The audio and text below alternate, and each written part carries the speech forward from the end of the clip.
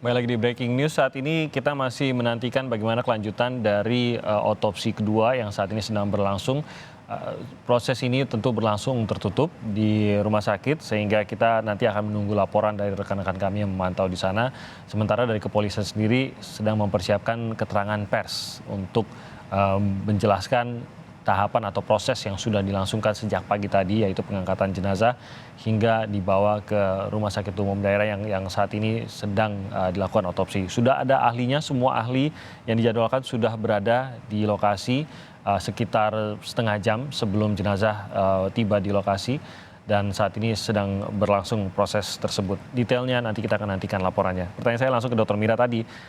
Berpengaruhkah? Karena pasti para ahli ini sudah mengikuti juga bagaimana ramainya ini di publik, sehingga mungkin sudah mendapatkan teori-teori sendiri juga, ya kan, sudah mendapatkan data-data itu tadi seperti kata Pak Susno tadi, keterangan memar di bagian apa, ada luka di bagian apa yang tidak terungkap dikatakan di dalam otopsi pertama. Berpengaruhkah ini pada saat menjalankan otopsi bagi seorang dokter? Kalau ditanya berpengaruh, seharusnya tidak. Seharusnya tidak. Seharusnya tidak. Tapi apakah itu bisa menjadi masukan sebagai input tambahan supaya dokternya bisa menjadi lebih teliti, lebih fokus pada hal-hal tertentu, bisa saja. Gitu. Jadi untuk mempengaruhi dalam artian nanti menggiring opini dokternya, tidak.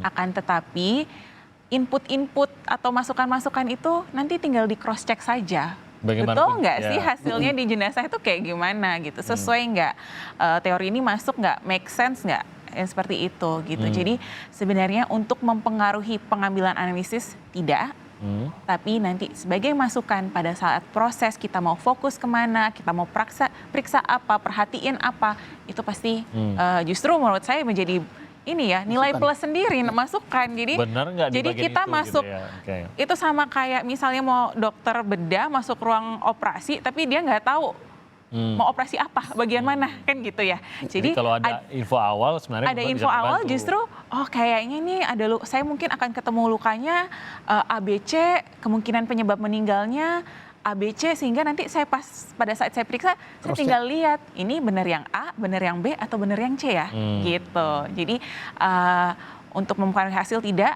tapi untuk sebagai masukan pada proses pemeriksaan bisa saja. Jadi apapun informasinya itu bisa saja dibawa oleh dokter siapapun itu ke dalam ruang otopsi. Tapi apa yang keluar dari ruang otopsi itu berupa analisa dan laporan tidak akan terpengaruh oleh apapun yang dibawa masuk gitu ya. Lagi-lagi laporan itu bergantung pada temuan, gitu aja maksudnya. Dan penjelasan saintifik atau berdasarkan keilmuan dari temuan-temuan tersebut.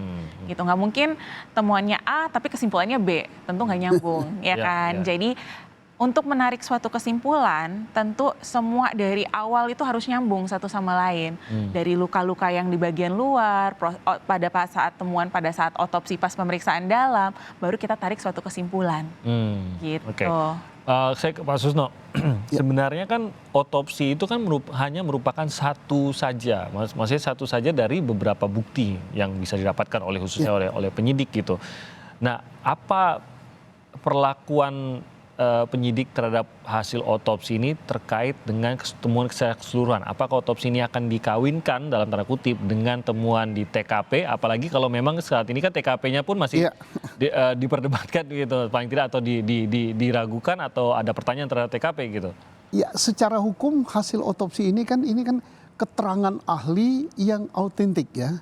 Di dalam ilmu pembuktian ini sangat-sangat besar manfaatnya. Nilainya itu lebih tinggi daripada keterangan tersangka. Daripada kesaksian atau keterangan. Keterangan tersangka itu bisa bohong. Nah, kalau keterangan ahli ini kan disumpah dengan sumpah jabatannya dia, kemudian yang disimpulkan berdasarkan ilmu pengetahuan yang dia miliki. Apalagi ini banyak ya ahlinya. Orang banyak. Dan ini juga menjadi perhatian nasional. Tentunya mereka akan bekerja lebih teliti, lebih akurat, lebih akuntabel, dan tidak akan mempertaruhkan reputasi mereka. Gitu. Saya kira bagus, sangat tinggi nih nilainya. Gitu. Nah, kembali lagi bahwa ini kan menjadi bukti yang sangat kuat ya. Bisa dibilang ini termasuk bukti yang sangat kuat. Bahkan mungkin sekian nilainya di atas keterangan. Iya, jadi dengan inilah kita bisa tahu matinya tuh karena apa. Betul ini tembak. Polisi kan bisa ngambil kesimpulan kalau misalnya ini ada bekas penganiayaan. Loh kenapa dia nyaya? Tak klep dengan cerita bela diri tembak-tembakan. Loh kok tembak-tembakan kok ada penganiayaan? Berarti kan sebelum tembak-tembakan ada tanda penganiayaan. Nah, polisi kan menggunakan bukti-bukti ini untuk merekonstruksi peristiwa ini, rekonstruksi secara benar menurut hukum, secara benar menurut fakta yang ada di lapangan, dan secara benar menurut keterangan-keterangan ahli yang akuntabel. Nah, jadi tak akan ada bantahan. Tapi manakala hasil di TKP tempat kejadian perkara begini, hasil keterangan forensik begini, hasil ini CCTV forensik digital begini, nggak masuk semua. Ini sama dengan bikin roti menunya belakangan gitu kan, nggak masuk. Nah, ini kebingungan yang mungkin dihadapi oleh penyidik karena pada saat ada hasil forensik otopsi, apalagi otopsi kedua ini ternyata tidak, kok ada yang tidak sama gitu dengan misalkan temuan di lapangan. Ada lagi yang tidak sama dengan keterangan dari orang-orang yang berada di lokasi.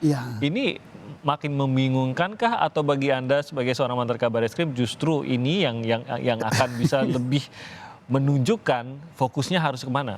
Ya, saya sendiri ya pensiunan polisi, pensiunan Kabareskrim, kalau informasi berseliweran kan bingung. Iya. Nah, tetapi supaya tidak bingung, saya terima kasih lah pada Pak Kapolri, terima kasih kepada tim khusus ini, dijawab, mari kita rekonstruksi. Mari kita, tapi rekonstruksinya mestinya nanti kan, mari kita bedah, bedah mayat dengan otopsi ulang, tapi tentunya dengan didahului dengan gali kubur. Ini sangat penting. Mestinya ini sebelum pra rekonstruksi ini yang harus didulukan. Didulukan supaya jenazah itu masih tidak terlalu rusak, kemudian tidak gaduh di masyarakat karena terjawab semua, dugaan penganiayaan ada apa tidak akan terjawab, yang lain terjawab, ya ini mestinya lebih dulu. Tapi daripada tidak, lebih bagus inilah ada gitu. Yang dikhawatirkan juga tadi ya, memang opini kan masyarakat mungkin ada juga yang sudah terbentuk dan yakin gitu dengan opininya. Nah, pada saat kita sebenarnya benar-benar menaruh harapan pada tim yang bertugas saat ini, tim ahli yang bertugas pada saat ini, sehingga temuannya kan bisa saja tidak sesuai dengan teori-teori masyarakat tadi. Apalagi masyarakat sudah yakin sekali dengan teori mereka, ya mungkin sekelompok lah ya, tidak bisa general, tapi sekelompok masyarakat sudah yakin sekali dengan teori mereka, dan yakin sekali bahwa oh ini pasti akan ada sesuatu yang mencengangkan. Gitu. Ini juga tampaknya ini harus kita tempatkan juga bahwa bukan teori yang paling kencang yang benar, sekali lagi bebas berteori, tapi bukan teori yang paling kencang, tapi temuan saintifik lah, hanya inilah yang bisa dipegang gitu. Ini tampaknya harus ditempatkan secara benar juga. Iya benar. Jadi begini, dalam negara demokrasi bebas berteori, bebas berpendapat, asal tidak mengganggu ketentraman masyarakat ya. Nah, sekarang ada beberapa teori, kita harus patuh, harus legowo bahasa Jawanya dengan hasil apa yang didapat hari ini. Walaupun tadi Bu Dokter katakan hari ini belum mungkin akan hasilnya itu diumumkan, inilah kesimpulannya. Tapi baru apa yang dilihat dulu, terus proses selanjutnya apa, ya kita harus patuhi ini. Karena ini sudah gabungan, terbuka, sesuai dengan teori. Ya kalau kita nggak percaya ini, masa kita minta bantuan dokter forensik dari negara di Afrika sana gitu kan. Tidak harus sampai begitu. Tidak sampai begitu. Jadi cukuplah yang dalam kasus ini Bapak Presiden yang sekaligus ketua G20 gitu turut campur gitu, nggak usahlah negara lain lagi campur. Cukup misalnya apa hasil daripada otopsi kedua ini, itulah yang kita patuhi bersama, dari sini patuh sehingga berikanlah kesempatan kepada tim khusus yang dibentuk Kapolri ini untuk melanjutkan penyidikan selanjutnya. Gitu.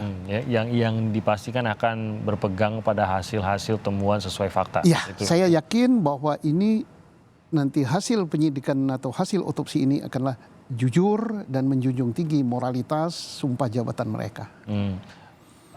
apakah Pak Susno setuju juga bahwa walaupun kasus ini mungkin sebenarnya tidak terlalu terkait dengan banyak orang, bukan sebuah kejadian yang akhirnya mempengaruhi publik secara langsung, tapi kok tampaknya memang kasus ini menjadi seakan-akan pertaruhan mengenai opini publik terhadap Polri. Nah, tapi kita bahas lebih lanjut lagi usai jeda. Kami akan jeda sebentar dan kami akan kembali dengan breaking news Kompas TV saat lagi.